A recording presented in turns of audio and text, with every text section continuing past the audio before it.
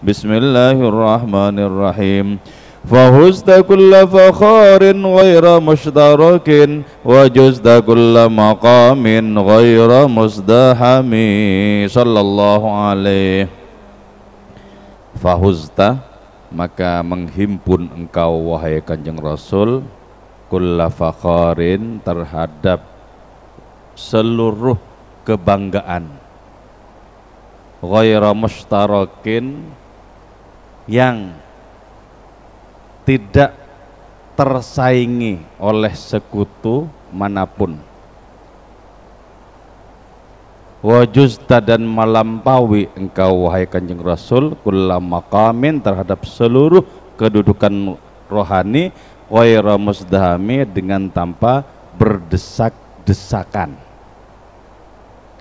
Bait ini merupakan kabar baik untuk setiap kaum spiritualis, untuk setiap salik. Yang dimaksud dengan kulla fakharin ghaira mushtarakin,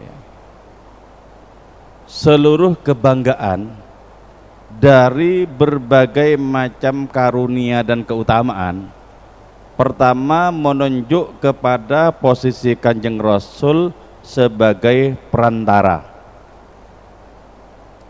Allah yang pertama kali menjadikan beliau sebagai perantara, yaitu Allah menciptakan seluruh makhluk selain beliau, Allah menciptakan seluruh alam raya itu lewat perantara beliau, sehingga beliau datang ke hadapan makhluk atas nama Allah Subhanahu wa ta'ala.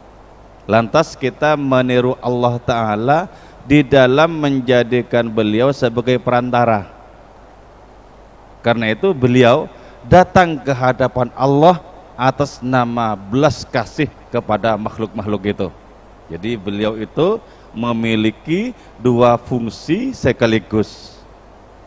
Perantara yang digunakan oleh Allah bagi penciptaan makhluk, perantara yang digunakan oleh manusia untuk bernegosiasi dengan Allah Subhanahu wa ta'ala.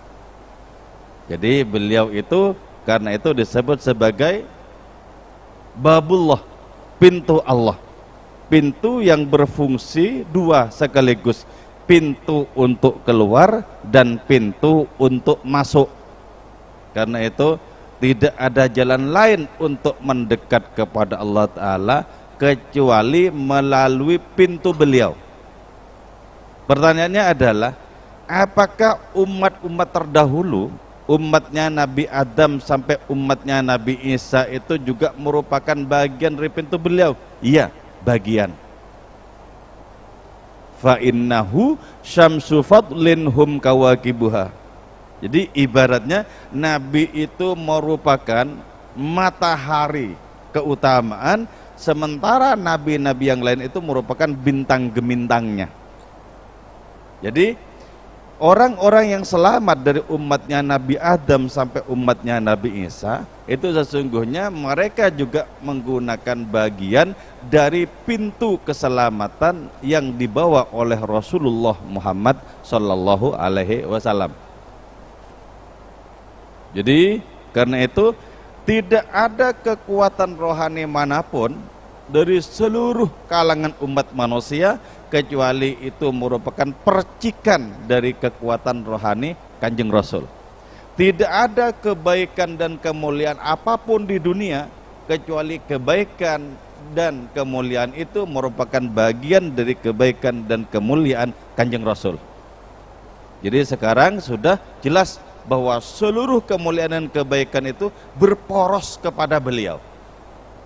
Kalau ini sampai kita rasakan, kita betul-betul akan mengalami ketergetaran menyaksikan beliau itu melampaui seluruh dunia dan akhirat. Kemuliaan beliau itu memercik diantaranya menjelma dunia dan akhirat.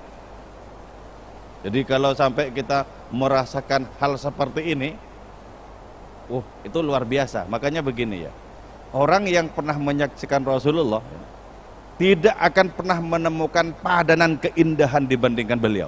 Tidak akan pernah. tidak akan pernah menemukan padanan ketertarikan sebagaimana ketertarikan kita kepada beliau. Tidak akan pernah ada itu. Seluruh keindahan menjadi pucat pasi di hadapan keindahan Rasulullah Sallallahu Alaihi Wasallam.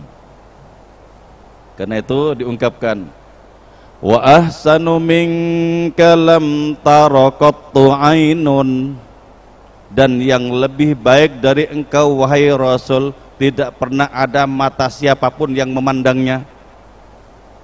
Wa ajmalu minka lam talidin nisa'u, dan yang lebih indah dari engkau wahai Rasul tidak pernah dilahirkan oleh perempuan manapun di dunia. Khuliqta mubarra'an min kulli aibin, engkau diciptakan dalam keadaan terbebas dari berbagai macam kekurangan. Ka'annaka qad khuliqta kama tasha'u, seakan-akan engkau diciptakan persis seperti yang kau kehendaki.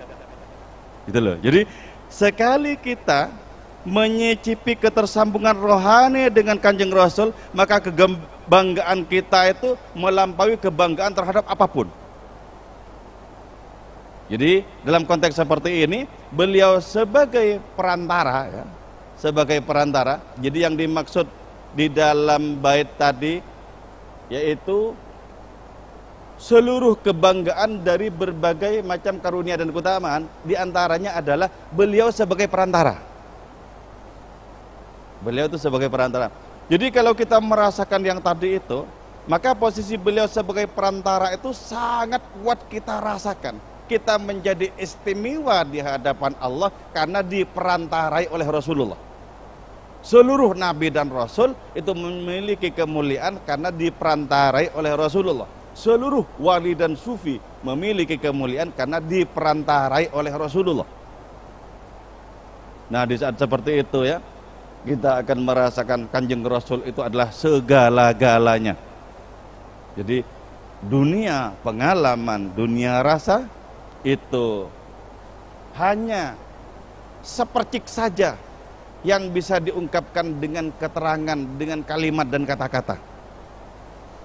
Sekali kita merasakan, taulah kemudian kita bahwa yang disampaikan itu hanyalah merupakan bagian kecil dari samudra pengalaman tak terhingga tentang kemuliaan Kanjeng Rasul itu.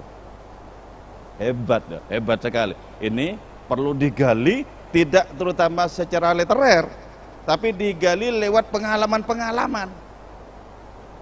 Lewat pengalaman-pengalaman, sehingga kita merasakan bahwa beliau adalah perpanjangan tangan Allah Ta'ala yang paling konkret, yang paling nampak, yang paling bisa dinikmati.